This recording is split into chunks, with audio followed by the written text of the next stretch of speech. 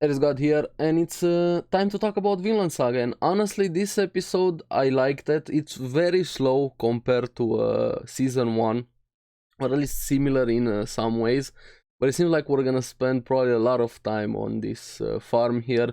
It's kind of starting to make sense why people are calling this season more Farmland Saga than actual Vinland Saga. Keep in mind, I have not read the manga, and honestly, I like it so far. I'm really interested seeing uh, from the perspective of Einar, this new character who have been introduced, how he deals with his new situation. Also, I have so many questions about Thorfinn, how he got to this point, what happened to him after the events of season 1. Especially, he feels so different compared to before. I'm very interested on the characters also on the farm. The master, his son also is very interesting in this episode, but I feel like Einar is probably gonna be the main focus, at least for a few episodes we'll have to see. So yeah, let's get into it and talk about it. Now it picks up straight from the scene from last episode with the master telling them, hey Einar and Thorfinn, starting from today you are friends and you're gonna be working together. Now I really like this guy, the old dude that owns everything there, and them, and even telling them, giving them an offer they can't refuse, or especially talking to Einar. Probably Thorfinn got the same offer. Looking at the forest, what do you see? And I was like, hey, it's just a forest. And yeah, sure, it's just a forest, but nope, you're wrong. This is a future wheat farm. And even telling them he trusts them to cut the forest and actually make it into farmable land, and giving them the chance, the opportunity even buy themselves back, giving them a way to freedom. Now, is this too good to be true? I don't know. So far, I'm leaning towards, I'm kind of believing this guy, but you never know. At the end, he might be, psych, I lied. This is not true. But he seems to be like a very honorable man from what I've seen throughout the episode with him, and we're gonna talk a bit more about him. Also, there's one guy that apparently did the same thing, Pater. He's also gonna help Thorfinn and Einar if they have any questions. He got the same deal at some point, so there's some credibility to this, but I'm still gonna keep my reservations a bit. After all, it's still Vinland Saga. So slowly you see how the relationship between Einar and Thorfinn starts, with Einar being the one that does most of the talking. Like I said at the beginning of the video, Thorfinn is very different. He feels like he's a man of very few words right now, very passive compared to his past abrasive self, so hot-headed how he was in the past. I feel like the events that happened at the end of season 1 with Ashelad's death, how he launched at Canute, but also what happened during this skip we have here. I'm really curious. Hopefully they're gonna reveal more with how Thorfinn changed so much and how he got into this position, because so far we have only seen Einar's perspective, what got him to this point. And I really like Einar. I feel like he's a good contradiction to how Thorfinn is right now, even wanting to know more about their master. Thorfinn, of course, not really talking anymore. See that he has also worked quite a lot, cut a lot of trees, but there's a lot more trees, like a lot. They're gonna be there for quite some time. So the master gave them, maybe you can do this in 3 years, but I don't know. Just the two of them, because the retainers are being assholes, and we're gonna get that. I don't know if they're gonna be able to do this in 3 years, but we're gonna have to get that. Now, Einar was just supposed to observe today, look at Thorfinn, hey, how he's doing this, why he's doing that, just to learn. But he was a bit too eager, wanting to do more. He wanted to cut a tree also, but he wasn't very good at it. He gets his axe stuck into the tree there. Even got hungry at some point. And we see their lunch was supposed to come over, so medieval Uber Eats coming there in a way with the retainers, some of the other people that are free men but also working under the master there, so they're kind of sort of half slaves, how even Einar put it, but they're also assholes, honestly. Because they come over, Einar was like a happy puppy there. Yes, finally food is here. It seems like everybody's treating us nicely, even though we are slaves. But then the reality sets in. We see them that the food they brought over was actually scraps, more like something you toss aside, and them being shitheads, telling him slave life is not easy, which is true, but at least I thought they're gonna have a better life or be treated there. So not everybody is as honorable and good as the master, as it seems. They even try to push Einar to say thank you, treating him like the lost scum there.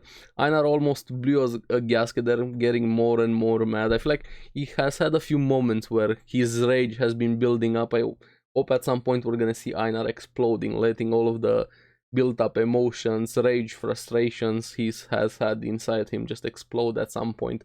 Because it feels quite similar to how Thorfinn was in the past, letting all the rage control him quite a lot. Even part of the main reasons why he always lost the duels against ARESxGOD.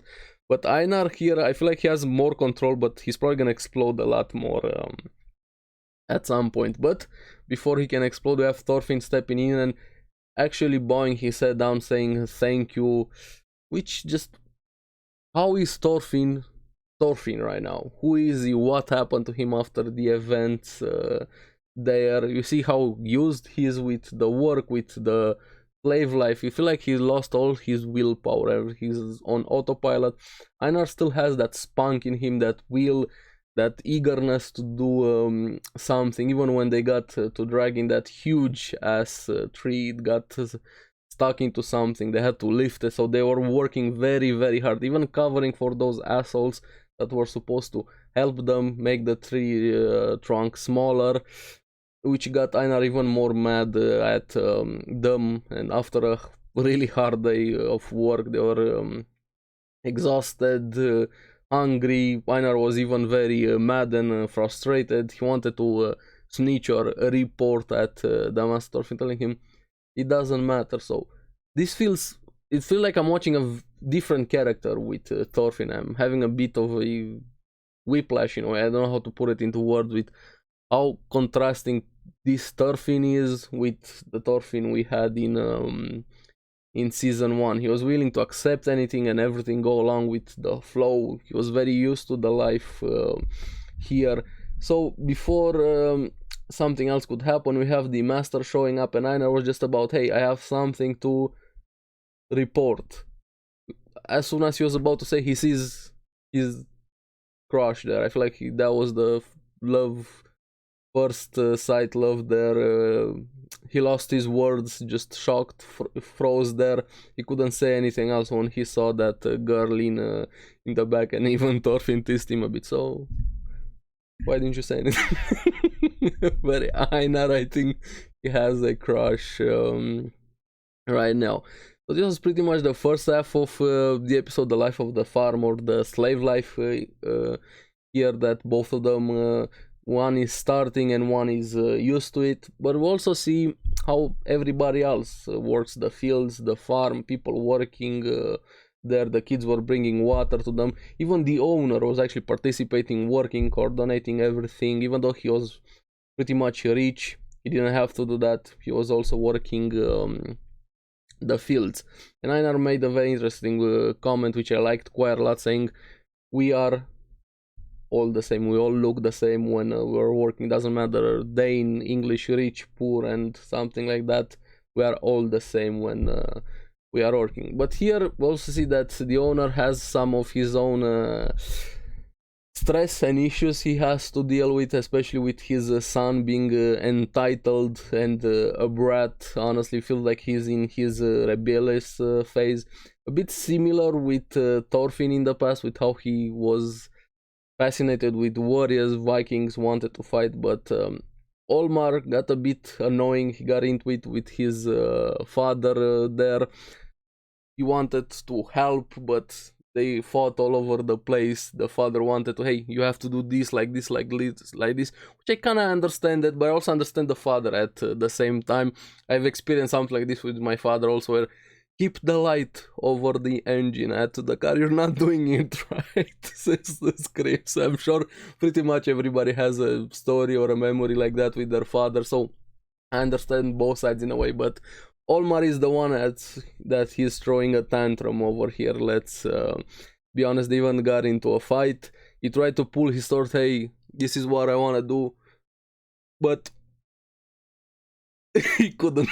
The face he made when he couldn't realize he wanted to be a warrior, make a name of himself with the sword, so he just runs off in shame, screaming, saying he wants to go to be somebody, not stay on the farm. So Olmar is gonna be interesting to keep an eye on him, because after that it kind of focus on his perspective, having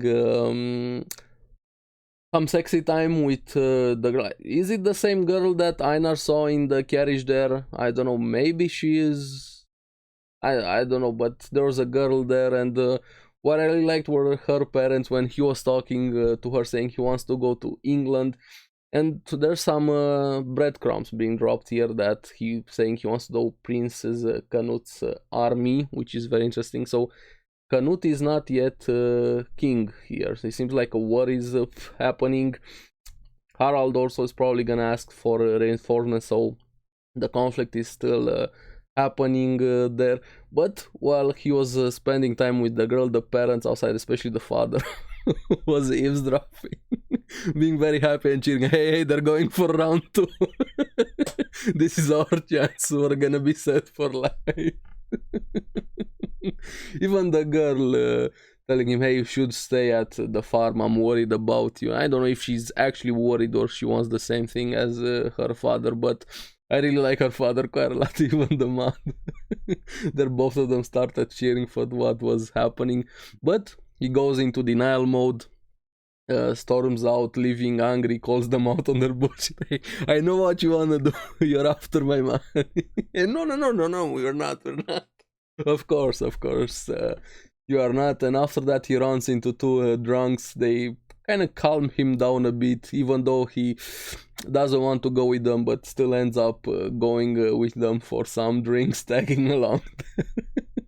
So he is very easily influenced, honestly, which it doesn't seem like a bad guy, but we'll see what's gonna happen with Olmar and the owner. Now, even Einar, when they were sleeping in the hay, talking alone or a bit with Thorfinn, even though Thorfinn wasn't really participating in the conversation, saying that Olmar should take over the farm, is not really a warrior. But after that he goes a bit more serious, saying that everybody that goes to war is a beast, and he has no idea who he has besides himself. I'm really curious what's gonna happen when he finds out about Thorfinn's past, who he was, what he did, what happened to him, and also that he is a Dane.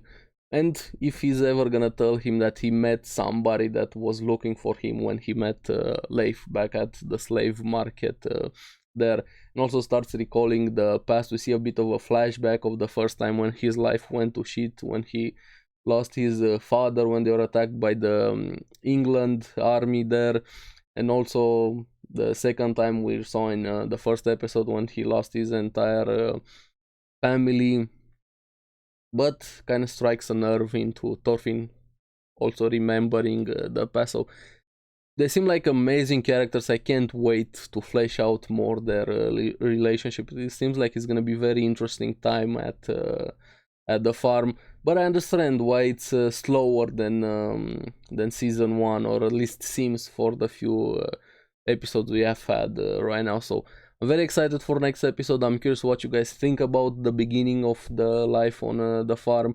Einar, Thorfinn, how do you think he got into this position? And also you guys that have read the source material, what do you think so far of the adaptation, the first 2 episodes? And remember, no spoilers, I'm still anime only. So yeah, thank you very much for watching. Remember to like and subscribe, helps me quite a lot. And you guys get the latest videos on the series that I follow. So also make sure to check out the podcast episode every Wednesday. And thank you again. So I'll see you in the next one. Bye bye.